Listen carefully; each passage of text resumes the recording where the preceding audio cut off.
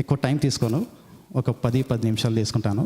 10 లేకుంటే 15 నిమిషాలు 10 నుంచి 15 నిమిషాలు టైమే తీసుకుంటాను, ఎక్కువ తీసుకోను. సో దేవుడు నా జీవితంలో చిన్న చిన్న మేలు అని చెప్పడం కంటే భయంకరమైన అద్భుతాలని చెప్పొచ్చు. భయంకరం అంటే చాలా భయంకరము. అంటే మనం ఈ లోకంలో ఎలా ఉంటున్నామో, ఈ లోకానుసారమైన జీవితం మనం జీవిస్తున్నప్పటికీ దేవుడు అవన్నీ చూస్తూ మనకి తొక్కి పట్టి నార తీసి అక్కడ నుంచి ఇట్లా తీసి ఇట్లా వేస్తుంటాను అన్నట్టు. అలాంటి నా జీవితంలో 2 టర్నింగ్ పాయింట్స్ చెప్పుకోవచ్చు. మొట్టమొదటిగా ఈ 2 టర్నింగ్ పాయింట్స్ చెప్పి నేను క్లోజ్ చేస్తాను. ఫస్ట్ పాయింట్, నేను నా ఎడ్యుకేషన్ తర్వాత నా చిన్నతనంలో దేవుడు ప్రతి ఒక్కరికి అందరికీ ఒక్కొక్క తలాంత్ ఇస్తూ ఉంటాడు. సో నాకు ఇచ్చిన తలాంత్ ఏంటంటే పాటలు పాడడం. సో పాటలు పాడేటప్పుడు నేను ఎప్పుడు కూడా క్రిస్టియన్ డివోషనల్ సాంగ్స్ ఎప్పుడు పాడకపోయేవాడిని. మా ఇంటి పక్కన ఒక పాస్టర్ ఉండేవారు. నేను మార్నింగ్ లేస్తే శంకరుని పాటలు, గణేశుని పాటలు, అలాంటి పాటలు పాడేవాడిని అన్నట్టు. అంటే లోకానుసారమైన పాటలు పాడేవాడిని. భయంకరమైన ఎట్లా అంటే గట్టి అరుచుకుంటూ పాడేవాడిని. పక్కన ఉన్న పాస్టర్ వాళ్ళు వచ్చి నన్ను చూసి, బాబు నువ్వు ఎందుకు ఎప్పుడు ఆ హిందూ డివోషనల్ సాంగ్స్ పాడుతున్నావు అని అంటుంటే, నేను అనేవాడిని, అవన్నీ హిందూ డివోషనల్ సాంగ్స్ అని మీకు ఎలా తెలుసు? మీరు వింటేనే మీకు అది తెలిసేది. సో వినడంలో తప్పులేదు, పాడడంలో తప్పులేదు అనే ఒక రిజిడ్ మైండ్ ఉండేది నా దాంట్లో. సో చిన్నతనంలో అందరికీ పేరు సంపాదించుకోవాలి, గొప్పవాళ్ళు కావాలి అనే చిన్న చిన్న ఇంటెన్షన్స్ ఉంటూ ఉంటాయి. అలాగే నాలో కూడా ఉండేటివి. అలా ఉన్న తరంలో ఏమైందంటే అలాగే సాంగ్స్ కంటిన్యూ చేసేవాడిని, అలాగే పాడేవాడిని. చిన్నప్పుడు ఎక్కడన్నా సాంగ్స్ వింటే అక్కడ విని అక్కడ ఆగి పాట మొత్తం విన్న తర్వాత పాట రాసుకొని ఆ పాట ఇంటికి వెళ్ళి ప్రాక్టీస్ చేసి అన్నీ సినిమా పాటలే. ఏ ఒక్క రోజు కూడా నేను దేవుని పాట పాడపోయేవాని. అన్ని సినిమా పాటలు, భక్తి పాటలు అన్నీ ఇవే పాడేవాని అన్నట్టు. సో పైనుంచి మరి దేవుడు అనుకొని ఉంటాడు, అరే నీకు అంత మంచి తలాంతి ఇచ్చాను కదరా, నువ్వేంటి అసలు నువ్వు కిందికి పోయి ఏం చేస్తున్నావు? జీవం లేని వాటిని నువ్వు పాడుకుంటూ వాటిని స్తుతించుకుంటూ నువ్వు ఉన్నావు. జీవం గల దేవుని నువ్వు వదిలేసి జీవం లేటి వాటిని గురించి నువ్వు పాడుతున్నావు కదా అని చెప్పేసి, నేను మ్యారేజ్ అయిన తర్వాత కూడా అలాగే ఉండేవాడిని అన్నట్టు. సో ఒకానొక సమయంలో మరి దేవుడు కూడా ఎప్పుడు ఆపర్చునిటీ కోసం చూస్తూ ఉంటాడు కదా. సో అలాంటి ఆపర్చునిటీ వచ్చినప్పుడు ఇక్కడ చెప్పాల్సింది డాను గురించి చెప్పాలి. సో డానుకి ఆ రోజు మ్యారేజ్ తర్వాత బాబు పుట్టాడు. సో పుట్టిన తర్వాత వానికి ఆ రోజు భయంకరమైన జ్వరం, 102, 103 ఫీవర్ అలా వచ్చింది అన్నట్టు. So it's an stage of commitment kind of a thing అన్నట్టు. సో ఆ రోజు నేనేమనుకున్నానంటే, సో అందరం వాని హాస్పిటల్లో జాయిన్ చేస్తాము అదేం చెప్పేసి డాక్టర్స్ చెప్పారు, ఇంజెక్షన్స్ పెట్టాలి, ఐవీస్ పెట్టాలి అని చెప్పేసి అన్నారు. సో ఆ టైంలో ఇంకా సరే హాస్పిటల్లో జాయిన్ చేద్దామని చెప్పేసి నేను ఇన్సూరెన్స్ పేపర్స్ అవన్నీ రెడీ చేసుకుని సరే హాస్పిటల్లో జాయిన్ చేద్దామని ఒక చిన్న థాట్లో ఉన్నప్పుడు ఆ నైట్ నాకెందుకు ఒక థాట్ వచ్చింది, సరే మనం ఎందుకు ప్రేయర్ చేయకూడదు అని చెప్పేసి. సో ప్రేయర్ చేస్తే బాగుంటుంది కదా, మనం హాస్పిటల్లోకి వెళ్ళి ఆ సెలైన్లో పెట్టి ఇంజెక్షన్స్ ఇచ్చి అట్లా చేయడం బాగుండదు కదా అని చెప్పేసి ఆ రాత్రి మేమందరం ఏం చేసామంటే డానుని బెడ్ మీద పెట్టేసి మేము చుట్టూ ఉండి ప్రార్థన చేసాం, స్టార్ట్ చేసాం. ఆ టైంలో నాకు ఒక తలంపు వచ్చింది. ఒక కమిట్మెంట్ అనేది ఎందుకో దేవుడు అడుగుతున్నట్టు అనిపించింది అన్నట్టు. ఆ కమిట్మెంట్ ఇవ్వాలి దేవునికి.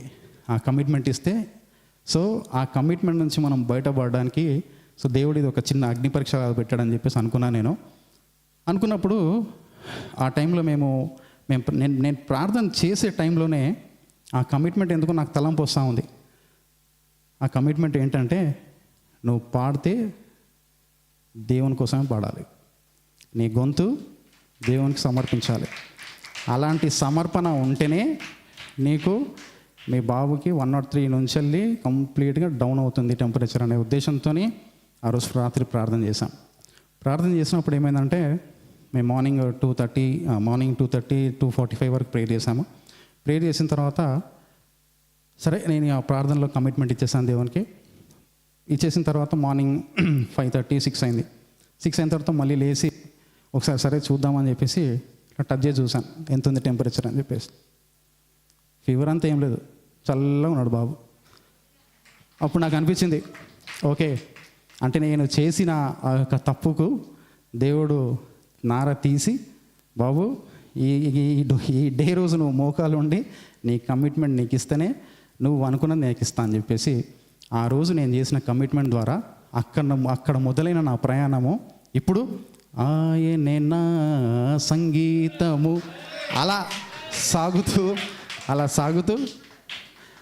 సాగుతూ మరి సంఘ సహవాసంలో ముందుకు వెళ్తూ మరి దేవుని నామంలో స్మరిస్తూ ముందుకు వెళ్తున్నాను. ఇంకో టెస్టిమోనీ ఏంటంటే ఫస్ట్ది అయిపోయింది, సెకండ్ది ఇది. దానికి 5 minutes చేసుకున్నాను, దీనికి ఇంకో 5 minutes చేసుకుంటాను. అంటే టైం కౌంట్ చేస్తూ ఉండాలి కదా. సెకండ్ టెస్టిమోనీ ఏంటంటే నేను డిగ్రీ అయిపోయింది, పీజీ అయిపోయింది, జాబ్ చేస్తున్నాను. ఎక్కడ కూడా ఎడ్యుకేషన్ గ్యాప్ లేదు, ఎక్కడ కూడా వర్క్ ఎక్స్పీరియన్స్లో గ్యాప్ లేదు. నెక్స్ట్ థాట్ ఏమొస్తుంది, అంతే ఇంకా ఎగిరిపోవాలి అని నేను ఎప్పుడు పైకి చూసినా 2 రెక్కలనే చూసేవాడిని.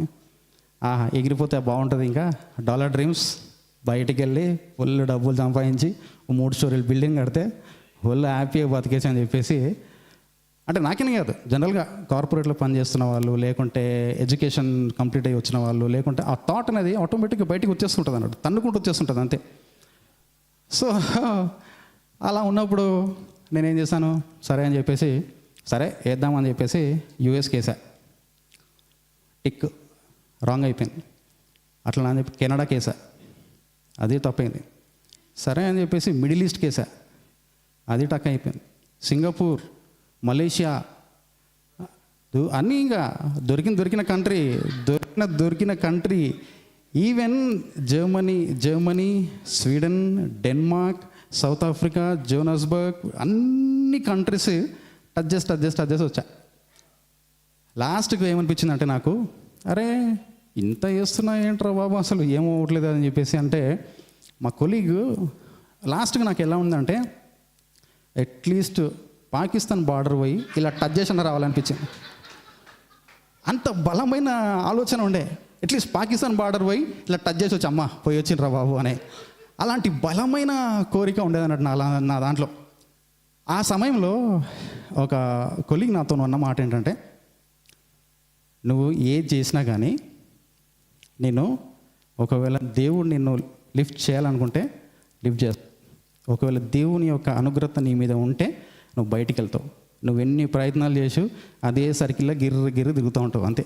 సైకిల్ తిరిగినట్టు తిరుగుతుంటావు, సర్కస్లో తిరిగినట్టు, అంతేగాని నువ్వు బయటికి పోలేవు అని చెప్తే, అక్కడ ఆ రోజు నాకు కనువిప్పు కలిగి ఓకే దేవ్ అని చెప్పేసి నేను అప్పటి నుంచి స్టార్ట్ చేశాను. సార్ ఇన్ని ప్రయాణాలలో నాకు దేవుడు నాతోని అంటే అంటే అప్పుడప్పుడు కొన్ని బైబిల్ చదివి కొన్ని రెఫరెన్సెస్ వింటుంటే చాలా బలమైన అవి ఒకలాంటి ప్రభావం చూపిస్తుంటుంది అన్నట్టు. అంటే ఇప్పుడు Matthew 6:6 మనకేమైనా అనిపించింది అనుకోండి, Matthew 6:6 నువ్వు లోపలికి వెళ్ళి నీకేం కావాలో నువ్వు దేవుని అడిగితే దేవుడు నీకు ఇస్తాడు, అదొకటి. ఇంకోటి Romans 8:28, అది నేను మన సంఘంలోనే కాదు, నా కొలీగ్స్కి, నా మేనేజర్స్కి, నా డైరెక్టర్స్కి ఎవరు అడిగినా అదే చెప్తాను నేను, Romans 8:28. ఒక్కొక్కసారి నేను అంటూ ఉంటాను దేవునికి, నేను ఆఫీస్కి బయలుదేరేటప్పుడు ఏం చెప్తానంటే, దేవా నేను ఆఫీస్కి బయలుదేరుతున్నాను, నాకు ట్రాఫిక్ సిగ్నల్ మాత్రం రెడ్ పడొద్దు ప్లీజ్, నాకు గ్రీన్ పడాలి, నేను ఆఫీస్కి వెళ్ళేంతవరకు గ్రీన్ పడాలి అంటే టక్ టక్ టక్ టక్ టక్ ఇట్లా గ్రీన్ పడుతూనే ఉంటాయి అంతే. ఆ చిన్న వాటిలోనే సంతోషం ఉంటే అలాంటప్పుడు విశ్వాసం ఇంకా బలంగా ఉంటుంది. ఇంకో వచనం ఏంటంటే 1 John 1st chapter 7, 8, 9 verses. అది భయంకరమైన అదొక వర్సెస్. సో మనం ఎప్పుడైనా మన కొలీగ్స్తో మాట్లాడేటప్పుడు, లేకుంటే ఎప్పుడైనా ఎవరితోనైనా మాట్లాడేటప్పుడు ఇలాంటి వర్సెస్ నాకు గుర్తొస్తుంటాయని అంట. సో ఈ యొక్క 2 టెస్టిమోనీస్ ద్వారా దేవుడు మహిమ. అప్పటి నుంచి నేను ఇంకా ఎప్పుడు కూడా నా జీవితంలో సినిమా పాటలు, మరి క్లాసికల్ హిందూ డివోషన్స్ అయినా ఏవైనా కానీ అన్నీ బంద్ చేసి ఆ షర్ట్ అనేది ఇప్పేసి ఈ షర్ట్ వేసేసుకొని అప్పటి నుంచి నేను క్రిస్టియన్ డివోషనల్ సాంగ్స్ పాడుకుంటూ మరి ఈ సంఘం ద్వారా ముందుకు నడుస్తున్నాను. మరి మరి నా కోసము మరి పాస్టర్ గారు, సిస్టర్ గారు, మరి సంఘం అంతా కూడా ఎంతో ప్రార్థనలు చేశారు. అందుని బట్టి దేవునికి వందనాలు చెల్లిస్తున్నాను. మరి అలాగే మరి ఈరోజు పుట్టినరోజు జరుపుకుంటున్నా మరి నేను, మరి నాతో పాటు అననీయ. సో ఏంటి బ్రదర్, ఆ తర్వాత చెప్తా బ్రదర్, అంటే మంచి విషయాలు చెవిలో చెప్పాలి. సో దేవుడు అనేకమైన బ్లెస్సింగ్స్. ఇంకోటి ఏంటంటే నేను ఎప్పుడైతే నేను కమిట్మెంట్ ఇచ్చానో దేవునికి, ఆ రోజు నాకు చిన్నప్పటి నుంచి ఒక కోరిక ఉండేది, ఒక బలమైన కోరిక. దేవా, నాకు 35 years లోపల ఒక ఇల్లు కావాలి అని చెప్పేసి ఎప్పుడు బలంగా ఉండేది కోరిక. అది ఎందుకో చిన్నప్పటి నుంచి నేను అనుకునేవాను అన్నట్టు. సో దేవుడు 35 ఎప్పుడైతే నేను ఆ కమిట్మెంట్ ఇచ్చానో దేవునికి, అక్కడ నుంచి దేవుడు అన్ని ఇట్లా టిక్ మార్క్స్ కొట్టుకుంటూ వెళ్ళిపోయాడు అంతే. Tick tick tick. దేవా నాకు 35 years లోపల ఇల్లు కావాలి అంటే టక్ మన ఇల్లు ఇచ్చేసాడు. దేవా నాకు ఇది కావాలి అంటే టక్, నువ్వేం లేదురా, నువ్వు రాసి లెటర్లు వేసి బాక్స్లో వేసి అంతే, నీకు టప్ అని వచ్చేస్తుంది అంతే. సో అలాంటి కమిట్మెంట్ గల జీవితాన్ని మనం దేవునికి ఇచ్చినప్పుడు మరి మనకు అంటే ఇప్పుడు మేము ఎప్పుడైనా ఇంట్లోకి వచ్చినప్పుడు జెరమయా 29:11 అనే వాక్యం ఉంటుంది.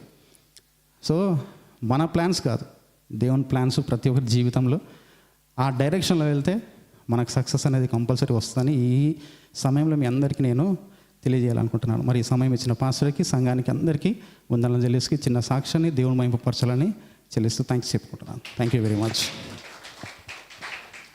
కుమారి సిస్టర్.